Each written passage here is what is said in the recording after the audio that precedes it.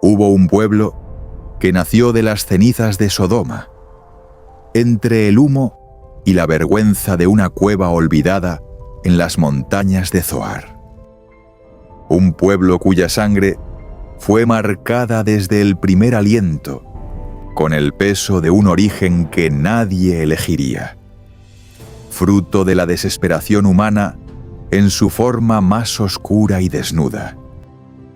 Durante siglos, ese pueblo levantó ídolos de piedra, desafió al Dios de Israel y se convirtió en sinónimo de maldición, en el enemigo jurado de la nación más amada por el Creador del universo.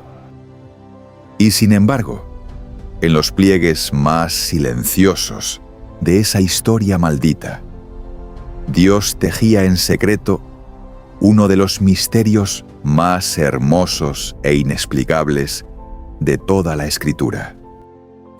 Porque de ese mismo pueblo despreciado, de esas mismas tierras prohibidas y de esa misma sangre condenada, surgiría una mujer cuya lealtad desafiaría toda lógica humana.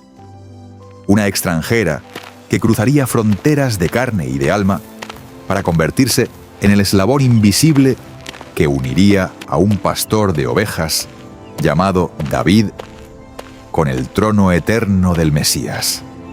La historia de los moabitas no es solo la historia de un pueblo olvidado. Es la historia de cómo la gracia de Dios florece precisamente donde el hombre menos lo esperaría. Hay historias en la Biblia que incomodan.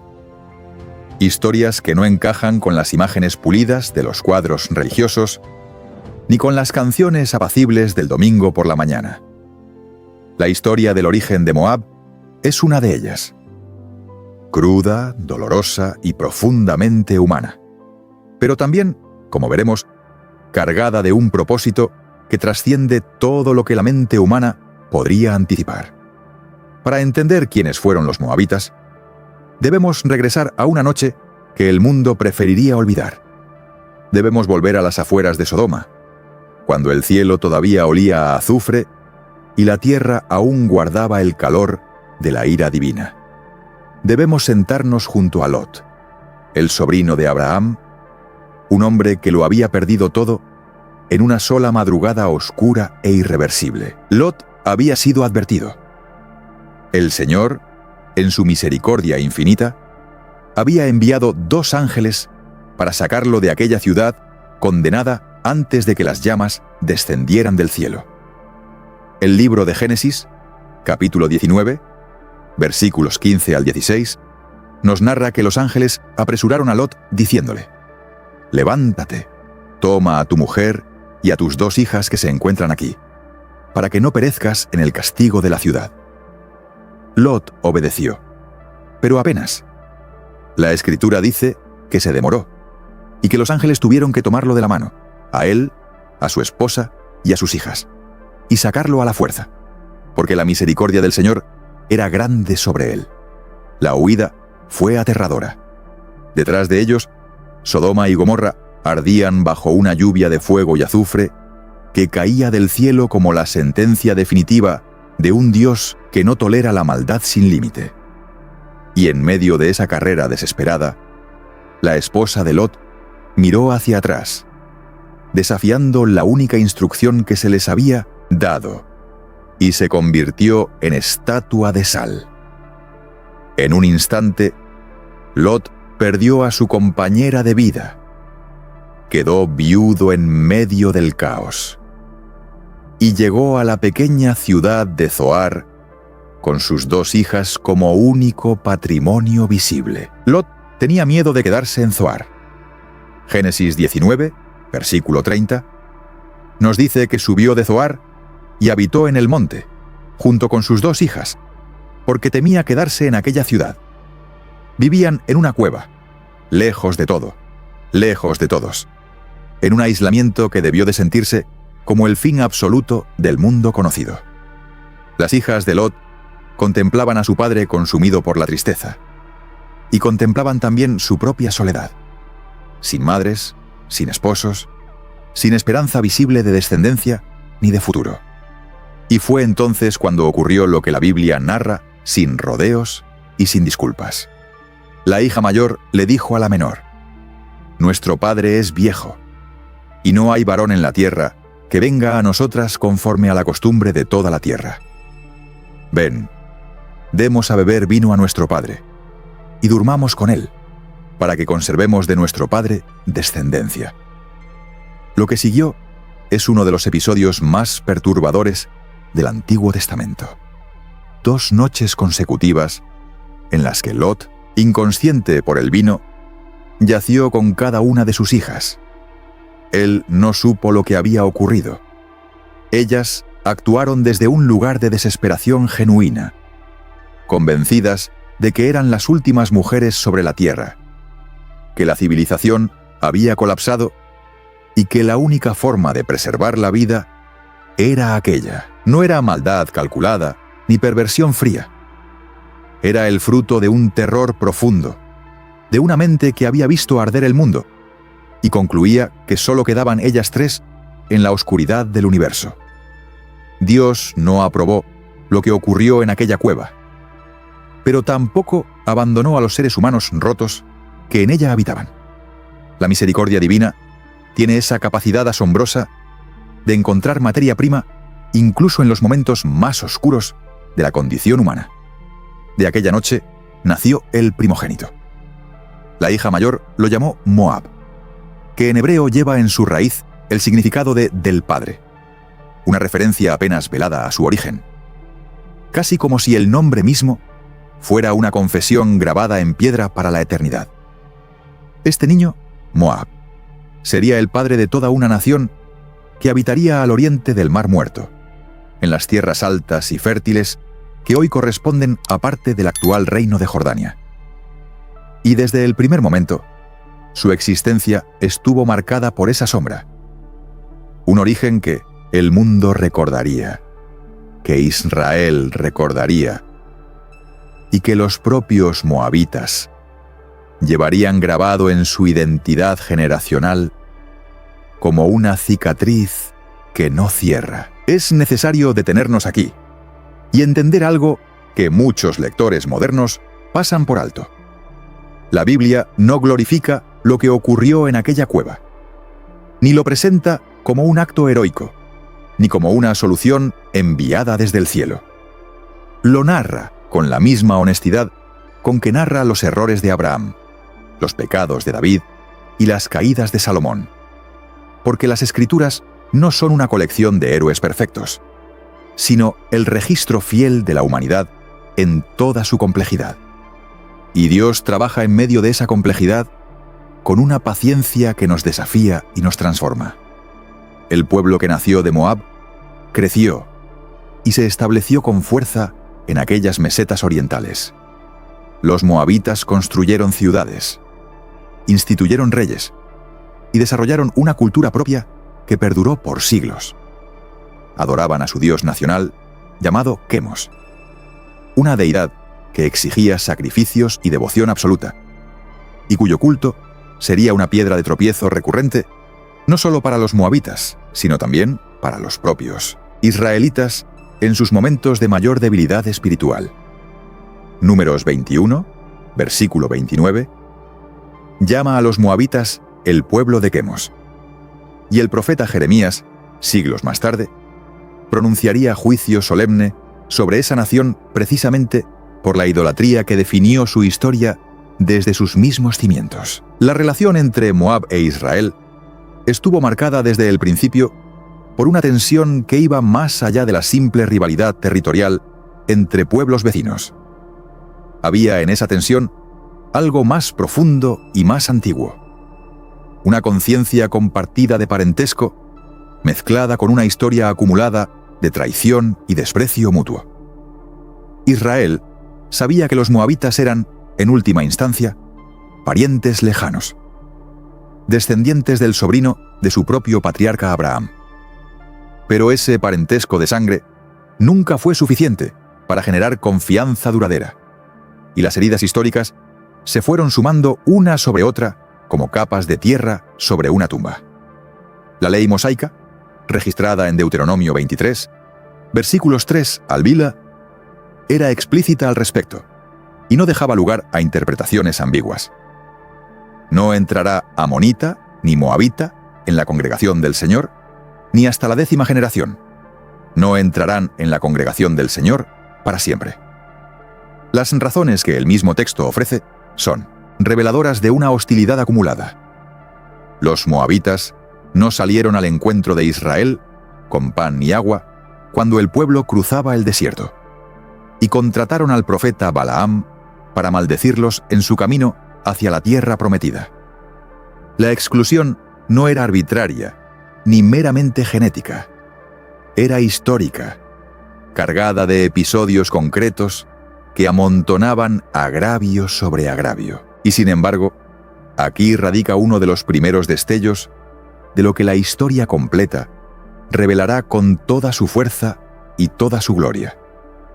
Dios no definió a los moabitas únicamente por su origen, ni los condenó en bloque por los pecados de sus antepasados, porque la gracia divina en las Escrituras siempre tiene la última palabra. Lot no fue un hombre perfecto. Sus hijas no tomaron una decisión pura. Y Moab no nació en circunstancias que nadie elegiría. Pero Dios, que conoce el final desde el principio, ya estaba escribiendo en aquella cueva oscura el primer renglón de una historia que terminaría en Belén, con un rey pastor ungido por el Espíritu, y siglos después, con un niño en un pesebre que cambiaría el mundo entero. El origen maldito de Moab era solo la primera línea de un relato cuyo autor nunca pierde el hilo, nunca se equivoca de camino y nunca abandona a sus personajes en la oscuridad. Antes de continuar con esta historia increíble, si estás disfrutando de este recorrido por las páginas más sorprendentes de la Biblia, te invitamos a suscribirte al canal y a dejar tu me gusta en este video. Cada suscripción y cada me gusta nos permite seguir trayendo contenido como este, profundo, riguroso y lleno del asombro que merecen las Escrituras. Acompáñanos, porque lo que viene en esta historia es aún más sorprendente de lo que imaginas. Habían pasado generaciones desde aquella cueva oscura en las montañas de Zoar. El pequeño Moab había crecido, se había multiplicado, y sus descendientes ahora cubrían las mesetas orientales del Mar Muerto, con ciudades, rebaños y una identidad nacional forjada bajo el sol implacable del desierto. Mientras tanto, al otro lado de la historia, la nación de Israel había nacido. Había sufrido 400 años de esclavitud en Egipto. Había cruzado el Mar Rojo a pie enjuto y había comenzado su largo peregrinaje hacia la Minensen, tierra prometida. Era inevitable que los dos pueblos se encontraran. Los caminos del desierto llevaban a Israel directamente hacia las fronteras de Moab, y el encuentro que se produjo en esa encrucijada histórica revelaría con brutal claridad la naturaleza de la relación entre ambas naciones. No sería un reencuentro de parientes lejanos, que se abrazan con alegría después de siglos de separación, sino un choque de identidades, de temores y de intereses que marcaría el inicio de una enemistad duradera y profunda. El libro de Números, capítulo 22, versículos 1 al 3, nos sitúa en el escenario preciso: las llanuras de Moab, frente a Jericó. Balac, hijo de Zippor, era el rey de Moab en aquel tiempo, y lo que vio acercarse desde el horizonte del desierto lo llenó de un terror que sus propias palabras no podían disimular. Había visto cómo Israel había derrotado a los amorreos, cómo había consumido todo lo que encontraba a su paso, como el buey consume la hierba del campo. Y Balac sabía que su ejército no bastaría para detener a ese pueblo en marcha. Fue entonces cuando Balac tomó una decisión que revelaría tanto su astucia como su desesperación espiritual. Si las armas no podían detener a Israel, quizás podría hacerlo una maldición pronunciada por la boca de un profeta poderoso. Balac envió mensajeros a buscar a Balaam, hijo de Beor, un hombre con fama de profeta en las tierras de Mesopotamia, cuyas palabras de bendición bendecían, y cuyas palabras de maldición maldecían con una eficacia que su reputación proclamaba a los vientos. El mensaje que Balac le envió era directo y sin ambigüedades. Ven ahora, y maldíceme a este pueblo, porque es más fuerte que yo. Lo que siguió fue uno de los episodios más dramáticos y teológicamente ricos de todo el Pentateuco. Balaam, a pesar de su origen pagano, recibió la visita del Dios de Israel durante la noche. Y Dios le habló con una claridad que no dejaba margen para la negociación. No vayas con ellos, ni maldigas al pueblo, porque bendito es.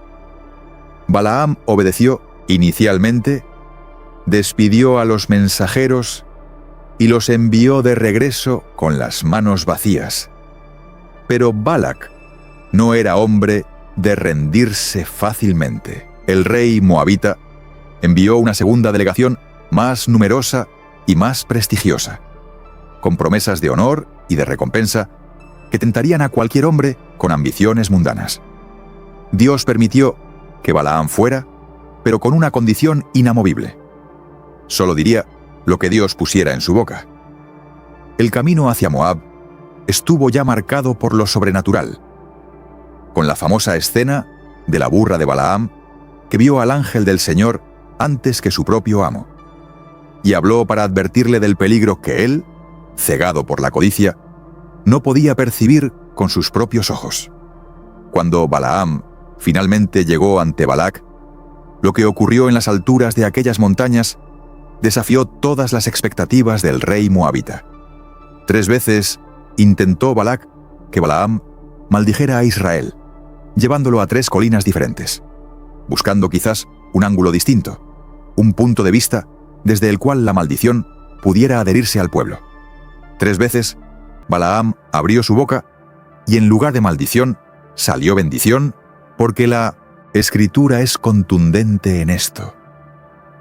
Lo que Dios ha bendecido no puede ser maldecido por ninguna lengua humana ni por ningún poder terrenal. Los oráculos de Balaam, registrados en Números, capítulos 23 y 24, son algunos de los textos proféticos más hermosos de toda la Biblia hebrea.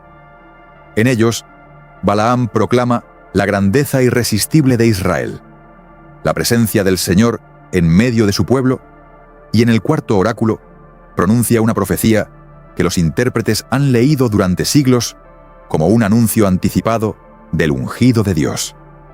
Lo veré, pero no ahora. Lo contemplaré, pero no de cerca. Saldrá una estrella de Jacob, y se levantará cetro de Israel. El rey Balac, lleno de frustración y de ira, despidió a Balaam sin los honores prometidos, pero con la certeza devastadora de que su plan había fracasado por completo. Sin embargo, lo que las maldiciones directas no pudieron lograr, la seducción lo consiguió por un camino más tortuoso y más oscuro, porque Balaam, antes de marcharse, habría de dejar una herencia envenenada que el tiempo revelaría en toda su magnitud. Números, capítulo 31, versículo 16, y la carta de Judas, en el Nuevo Testamento, aluden al consejo de Balaam a Balac. Si no puedes maldecir a Israel desde afuera, corrúmpelo desde adentro. Y la estrategia funcionó de una manera que dejó al pueblo de Dios en uno de sus momentos de mayor vergüenza espiritual, durante todo el peregrinaje por el desierto. Números, capítulo 25, nos narra el episodio de Baal Peor, con una economía de palabras que apenas contiene el horror teológico de lo que describe. El pueblo de Israel comenzó a relacionarse con las mujeres moabitas, y esas mujeres invitaron a los israelitas a los sacrificios de sus dioses, al festín impío ofrecido ante Baal de Peor. El pueblo comió, se postró ante ese ídolo, y la ira del Señor se encendió contra Israel con una intensidad que la Escritura no minimiza ni suaviza. 24.000 personas murieron en la plaga que siguió como consecuencia directa de esa traición espiritual. Este episodio quedó grabado en la memoria colectiva de Israel como una herida que no termina de cerrar. El profeta Oseas lo evoca siglos más tarde como el símbolo más doloroso de la infidelidad del pueblo hacia su Dios. El Salmo 106, versículo 28, lo recuerda con estas palabras: se unieron a sí mismo a Baal Peor, y comieron los sacrificios de los muertos. Y das alianza entre Moab y la idolatría. No era solo un conflicto político entre naciones vecinas. Era, en el lenguaje profético, una batalla espiritual por el alma misma de Israel. La enemistad entre los dos pueblos, sellada con sangre y con idolatría acumulada a lo largo de generaciones, alcanzó su expresión más formal en la ley que el libro de Deuteronomio pronunció sobre los moabitas. Capítulo 23, versículos 3 y Pima, los excluía de la congregación del Señor hasta la 10ª generación. Una sentencia que sonaba definitiva e inapelable, como un muro de piedra construido entre dos naciones que no tendrían jamás un punto de encuentro delante de Dios. Y sin embargo, como toda la historia de las Escrituras, nos enseña con una paciencia infinita, los muros que el hombre construye con sus propias leyes son porosos ante la gracia de un Dios que siempre reserva la última palabra para sí mismo. Lo que parecía un cierre definitivo era, en realidad, apenas el penúltimo renglón de una historia que estaba a punto de dar el giro más inesperado, más glorioso y más hermoso de toda la narración. Hemos recorrido el camino oscuro de los orígenes de Moab. Hemos visto la acumulación de hostilidad, idolatría y exclusión que definió la relación entre ese pueblo y la nación de Israel durante siglos. Conocemos ya el peso de la ley que los excluía de la congregación del Señor hasta la 10ª generación. Y entendemos por qué esa sentencia parecía definitiva e inapelable. Y es precisamente desde ese fondo de oscuridad acumulada, desde donde la historia que acompáñanos a conocer ahora brilla con una luz tan intensa que resulta difícil de mirar directamente sin sentir que algo en el interior se transforma. Todo comienza con una hambruna. El libro de Ruth, capítulo 1, versículos 1 y 2, nos sitúa en los días en que gobernaban los jueces sobre Israel, en un tiempo en que la tierra prometida sufría la sequía y la escasez como consecuencia del alejamiento espiritual del pueblo de Dios. Un hombre llamado Elimelec, de Belén de Judá, tomó una decisión que a sus ojos debió de parecer práctica y necesaria. Tomó a su esposa Noemí y a sus 2 hijos, Malón y Kelión, y emigró a los campos de Moab en busca de sustento. Era un israelita piadoso que buscaba sobrevivir, pero su camino lo llevó precisamente al territorio del pueblo que la ley de Moisés había marcado con la señal del alejamiento. Lo que ocurrió en Moab fue una sucesión de pérdidas que Noemí cargó como piedras sobre su corazón. Elimelec murió y la dejó viuda en tierra extranjera. Sus 2 hijos tomaron esposas moabitas, Orpá y Ruth, con quienes vivieron aproximadamente 10 años. Luego, Malón y Kelión también murieron, y Noemí quedó sola con 2 nueras en un país ajeno, sin hijos, sin esposo, sin amparo visible de ningún tipo. La acumulación de duelo en la vida de Noemí es de las más devastadoras que registran las Escrituras. Y su propia respuesta ante esa devastación nos dice mucho sobre la profundidad de su fe quebrantada. Cuando Noemí decidió regresar a Belén porque había escuchado que el Señor había visitado a su pueblo dándole pan, les dijo a sus nueras que volvieran cada una a casa de su madre, que el Señor las tratara con misericordia, como ellas lo habían hecho con los muertos y con ella. Orpá lloró, la besó y se marchó de regreso a su pueblo y a sus dioses. Y la Escritura no la condena por ello. Tomó la decisión comprensible, la decisión humana, la decisión que cualquier mujer en su situación habría podido tomar sin ser juzgada. Pero Ruth no se movió de donde estaba. Lo que Ruth pronunció en ese momento es uno de los textos más memorables y más profundos de toda la Biblia. Un discurso de lealtad que trasciende generaciones y culturas y que los siglos no han podido desgastar. Ruth, capítulo 1, versículos 16 y 17. No me ruegues que te deje y que me aparte de ti, porque a donde quiera que tú vayas, yo iré. Y donde quiera que tú te quedes, yo me quedaré. Tu pueblo será mi pueblo, y tu Dios será mi Dios. Donde tú mueras, yo moriré, y allí seré sepultada. No era la declaración de una mujer que simplemente se negaba a separarse de su suegra por afecto sentimental. Era la confesión de fe de una extranjera que elegía deliberadamente al Dios de Israel sobre los dioses de su nación, que cruzaba con plena conciencia la frontera espiritual que la ley parecía haber sellado para siempre.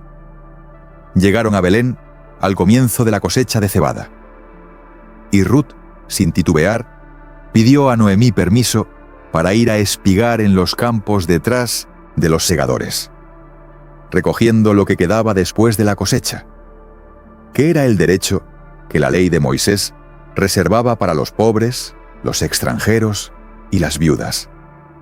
Hay algo profundamente conmovedor en la imagen de esta joven moabita, perteneciente al pueblo más despreciado por Israel, humillándose para recoger los sobrantes del campo ajeno, confiando en la providencia de un Dios al que apenas comenzaba a conocer. Y fue precisamente en ese acto de humildad donde la gracia divina la encontró de la manera más inesperada. El campo al que llegó Ruth pertenecía a un hombre llamado Boaz, pariente de Elimelec, varón poderoso y de grande influencia en Belén, como lo describe el texto bíblico. Boaz salió a ver sus campos, saludó a sus trabajadores con la bendición del nombre del Señor y preguntó quién era aquella joven que espigaba detrás de los segadores. Cuando le informaron que era la moabita que había regresado con Noemí desde los campos de Moab, Boaz no reaccionó con el recelo que la ley y la historia habrían justificado. Reaccionó con una generosidad que era el reflejo de un corazón capaz de ver más allá del origen y del nombre. Boaz se acercó a Ruth y le habló con una gentileza que debió de sorprenderla profundamente. Que no fuera a espigar a otro campo, que se quedara junto a sus criadas, que bebiera del agua que sus criados traían. Y cuando Ruth, postrada en tierra, preguntó por qué hallaba gracia ante sus ojos, siendo ella una extranjera, Boaz le respondió con palabras que resumen toda la teología de la redención que este libro contiene. Él había oído todo lo que había hecho por su suegra después de la muerte de su esposo. Cómo había dejado a su padre, a su madre y la tierra donde había nacido para venir a un pueblo que no era el suyo antes. Y concluía con una bendición que era casi una profecía. El Señor recompense tu obra y tu remuneración sea llena de parte del Señor Dios de Israel, bajo cuyas alas has venido a refugiarte. Lo que siguió fue el cumplimiento de esa bendición a través de los mecanismos que la misma ley de Moisés había establecido para proteger a los más vulnerables. Boaz era pariente cercano de Elimelec, lo cual lo convertía en potencial Goel, es decir, redentor de familia, el pariente que tenía la responsabilidad y el derecho de rescatar tanto la propiedad como la continuidad de la línea familiar de un pariente muerto. Después de un proceso legal que el libro de Ruth narra con una precisión que revela su profundo conocimiento de las costumbres de Israel, Boaz redimió la posesión de Elimelec tomó a Ruth la moabita como su esposa y levantó el nombre del muerto sobre su heredad. Nació un hijo. Lo llamaron Obed. Las mujeres de Belén, que habían visto regresar a Noemí vacía y quebrantada, celebraron el nacimiento de aquel niño con palabras que la Escritura guardó como joyas. Bendito sea el Señor, que no te dejó hoy sin pariente redentor. Obed engendró a Isaí. Isaí engendró a David. Y David, el rey pastor, el hombre conforme al corazón de Dios, el autor de los salmos y el fundador de la dinastía más gloriosa de Israel, llevaba en su sangre la herencia de una mujer moabita que un día eligió doblar sus rodillas ante el Dios de Israel en un campo de cebada en Belén. El Evangelio de Mateo, al abrir el Nuevo Testamento, con la genealogía de Jesucristo en su capítulo 1, menciona a Ruth por su nombre entre los antepasados del Mesías, junto a otras mujeres cuyas historias comparten ese mismo patrón de gracia que opera en los márgenes donde el hombre no esperaría encontrarla. La moabita, la descendiente del hijo de la cueva, la mujer del pueblo excluido hasta la 10ª generación, está en el árbol genealógico del Hijo de Dios.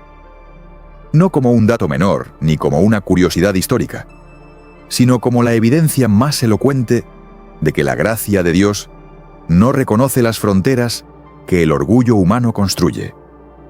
Y aquí está la lección que toda esta historia increíble deposita en nuestras manos con una generosidad que no merecemos. Lo que determina el lugar de un ser humano delante de Dios no es el pueblo del que desciende, ni la mancha de sus orígenes, ni el peso de la historia acumulada de sus antepasados.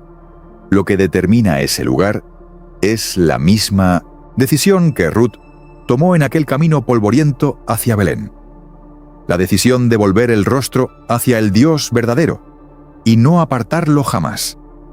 Si hoy llevas el peso de un origen difícil, de una historia que otros han definido por ti antes de que pudieras hablar, la historia de Ruth, la moabita, es el recordatorio más poderoso de que el Redentor siempre está más cerca de lo que crees, esperando en el campo, listo para cubrir con sus alas a todo el que llega a refugiarse en él.